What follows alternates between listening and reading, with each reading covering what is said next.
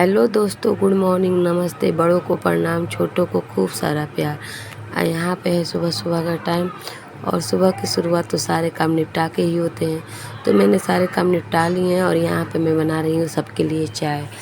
चाय में कुछ खास नहीं बना रही हूँ, इसीलिए आप लोगों को मैं नहीं दिखा रही हूँ। बस मेरे घर सिंपल सी चाय बनती है, वही काली मिर्च और चीनी और चायपत्ती, बस यही मिक्स करके लाल चाय बनती है। क्योंकि हम लोगों का उतना बजट नहीं है कि हम लोग डेली दूध वाला पी सकें, तो इसीलिए कुछ खास चाय मैं नहीं बना रही हूँ, इसीलिए आप लोगों से शेयर भी नहीं कर रही हूँ। बस वही लाल चाय सबके लिए जो डेली बनता है वही बना रही हूँ, क्योंकि सब किसी को नहीं हम लोगों के पास स्पेशल हो पाता है, पर यही सुबह सुबह लाल चाय सबको चाहिए ही तो चाहिए। और यहाँ पर है आलू जो मैं जा रही हूँ उबालने, क्योंकि आलू की सब्ज़ी बनेगी। तो करेला भी आया है, लेकिन बहुत लोग करेला खाते हैं, बहुत लोग नहीं खाते हैं। तो हुआ है कि भैया के लिए करेले की सब्ज़ी बन जाएंगी क्योंकि उनको पसंद है, और मम्मी के लिए और हम जो 2-3 जन हैं हम लोगों के लिए आलू उबाल के सब्ज़ी बन जाएगी। तो बस मैं यहीं पर आलू उबालने की तैयारी कर रही हूँ। तो मैंने गैस जला लिया है और इस जो कढ़ाई है, इस कढ़ाई में उबलने के लिए आलू रख दिया है। तो बस ये आलू है, उबल रहा है। अब जब उबल जाएगा तो सब्ज़ी बनाने की तैयारियां होंगी। और हाँ दोस्तों, प्लीज़ मुझको सपोर्ट कीजिए लोग, क्योंकि हम लोगों की कंडीशन इस समय बहुत डाउन है। और यहाँ पर मेरे भैया आ गए हैं, जो कि ये लाइट वाला हीटर रखा है, क्योंकि गैस आप लोगों को पता ही है कितना महंगा है। और हम लोगों का बजट बड़ा थोड़ा परिवार हो जाता है, तो गैस बहुत जल्दी जल्दी ख़त्म हो जाता है, तो उतना बजट नहीं है। तो वही भैया को हीटर दिखा रही थी कि भैया देखिए हीटर क्यों नहीं जल रहा है, इससे थोड़ी गैस की बचत भी हो जाती है। और यहाँ पर आ गई है मेरी दीदी। तो दीदी यहाँ पर हैं, तो मैंने दीदी को थोड़ा हेल्प कराने के लिए बुला लिया, क्योंकि सुबह सुबह सबको जाने की जल्दी होती है, दोनों भैया लोगों को काम पे। तो दीदी को बुला लिया हेल्प के लिए। तो दीदी वही चाय वगैरह निकाल के दे रही हैं सबको। तो बस यही हो रहा है, वो मेरा हाथ बटा रही हैं। प्लीज़ दोस्तों, हर वीडियो में आप लोगों से रिक्वेस्ट करती हूँ, प्लीज़ मुझे भी सपोर्ट कीजिए। और पता नहीं क्यों कॉपीराइट क्लेम आ जा रहा है, हर तरह की कोशिश कर रही हूँ, फिर भी किस्मत साथ नहीं दे रहा है। और यहाँ पे दीदी को लग रहा है मैंने बस वैसे ही कैमरा चालू करके रखा है, तो दीदी थोड़ा अपना फेस इधर उधर बना के देख रही हैं दीदी, क्योंकि थोड़ा कॉमेडियन है।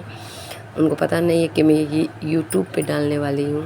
और ये मेरी दीदी की बड़ी लड़की है, जो थोड़ा मोड़ा ये भी हाथ बटा ही देती है, ज़्यादा काम हो जाता है तो बस ये भी काम ही थोड़ा मोड़ा करवा रही है। बाकी जो मेन काम है रसोई संभालना, तो फ़िलहाल मुझे ही संभालना है। दीदी और उसकी लड़की है, तो कुछ ना कुछ तो हेल्प थोड़ा मोड़ा कर ही देते हैं लोग। तो बस यही हो रहा है। और यहाँ पे हो रही है करेले की सब्ज़ी बनाने की तैयारी। तो मैंने करेला पानी में काट के भिगो दिया है, और इसमें हल्दी नमक डाल के 5 से 10 मिनट के लिए मैं छोड़ दूँगी।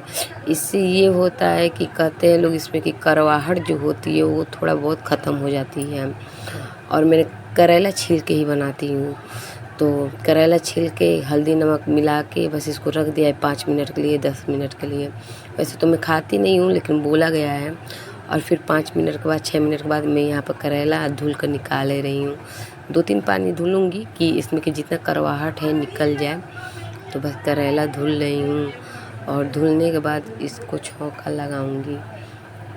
तो आप लोग देखिए करेला मैं कैसे धुल रही हूँ, बस ये 2-3 पानी धुलूँगी, ज़्यादा कुछ नहीं।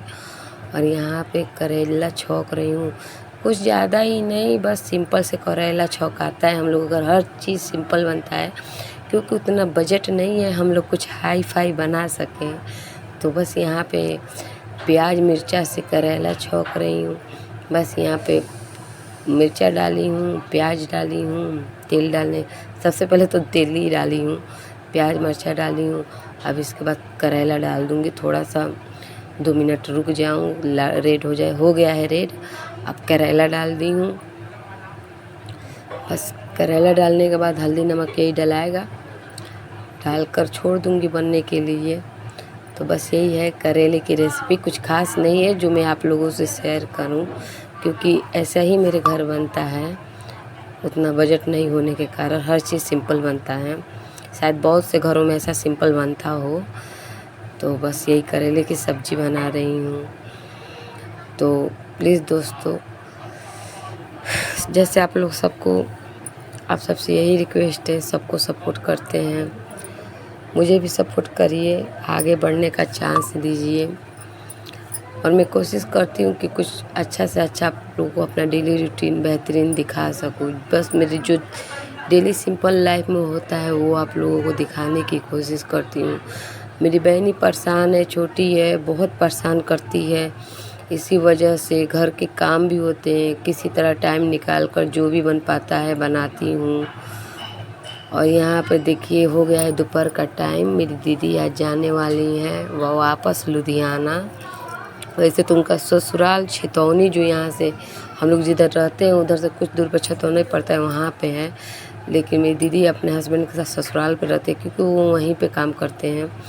तो दीदी मतलब पैकिंग वगैरह कर रही है और वहाँ पे प्रिया और मम्मी खाना बनाने की तैयारियाँ कर रहे थे। तो फिर से घर सूना होने वाला है। फिर से मतलब इतने दिनों बाद दीदी आती है, कम से कम 8-10 ही दिन रह पाती है, ज़्यादा नहीं रह पाती है क्योंकि उसके बच्चे बड़े हो गए हैं, पढ़ाई वगैरह करते हैं, इसलिए ज़्यादा नहीं रुक पाती है। 8-10 ही दिन थी, फिर जाने की तैयारी करने लगी।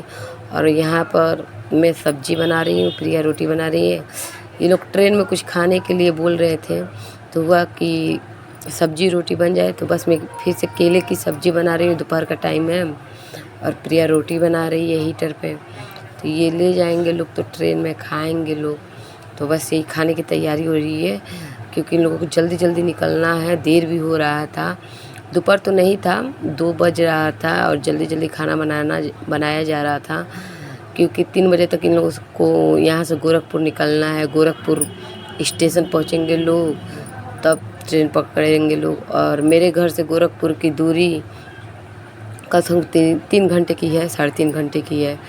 तो बस यही जल्दी जल्दी तैयारियां हो रही थी कि जल्दी से बन जाए और ये लोग खाना वगैरह पैक करके, सामान वगैरह पैक कर और के मैं दे दूं। तो बस मैंने प्रिया को भी बुला लिया था हाथ बटाने के लिए। तो ये भी चली आई थी, रोटी ये बना रही थी, सब्जी मैं बना रही थी।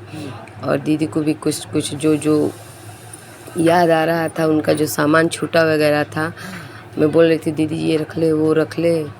तो बस उनकी जाने की तैयारियां हो रही हैं। और यहाँ पे मेरी मम्मी दीदी के जाने की बात सुनकर एकदम बदहवास हो गई हैं, मतलब होश में नहीं, क्योंकि इनका कोई नहीं है, ना ही मेरे मामा हैं लोग, ना ही मेरी नानी हैं, ना ही मेरे नाना हैं, कोई भी मतलब नहीं है, मौसी वगैरह कोई भी नहीं है इनकी। मेरी मम्मी का कोई नहीं है। हस्बैंड थे, मेरे पापा थे, वो भी चल बसे, मतलब कोई भी नहीं है मेरी मम्मी का। जो कुछ है सपोर्ट करने के लिए हम ही 2 बेटी हैं लोग। यहाँ पर मेरी बिटिया रानी उठा रही थी, नानी उठो, तो मम्मी इसको भी लेके बैठ गई रोने। और यहाँ पर दीदी अब जाने लगी, जाने की तैयारी अपने घर से निकल रही है। अब बिछड़ने के वक्त कुछ ऐसा होता है कि अजीब टाइप का मन में लगता है, सबको रोना आता है मगर कोई एक दूसरे को दिखाता नहीं है रोकर, सब कोई अंदर ही अंदर छुपाया रहता है। तो मतलब दीदी जल्दी जल्दी निकल रही थी कि हम लोग रोए ना, ये भी अपने आंसू छुपा रही थी। तो बस यहाँ पे मेरी दीदी जा रही है। ये ज़्यादा मैंने वीडियो नहीं कर पाई हूँ क्योंकि मुझे भी रोना आ रहा था। और गली में, हम लोग गली में रहते हैं, आप लोग देख ही सकते हैं ये गली, इसमें भीड़ भी है। सब कोई पूछ रहा था जा रही हो, इतना जल्दी आई हो, 10 ही दिन में जा रही हो। तो दीदी बोले मैं ज़्यादा नहीं रुक पाती हूँ, मेरे बच्चे हैं। तो बस दीदी चली गई। वहाँ से आने के बाद देखिए मेरी मम्मी कैसे रो रही है फूट फूट के, क्योंकि बूढ़ी हो चुकी है, बच्चों की जैसे रोती हैं। भाई लोग हैं तो भाई लोग उतना संभाल नहीं पाते हैं। बड़े वाले भैया हैं मेरे, उनके आँख नहीं है, एक ही आँख है। तो जो भी करते हैं बस अपने परिवार भर के कर पाते हैं, मम्मी की तरफ उतना ध्यान नहीं देते हैं या बिल्कुल ही नहीं देते हैं। छोटे वाले भैया तो बहुत थोड़ा हेल्प करते हैं, बाकी इनका जो ही आसरा है हम ही 2 बेटियों से हैं, तो इसीलिए बहुत रो रही हैं। और फिर मिलेंगे किसी नेक्स्ट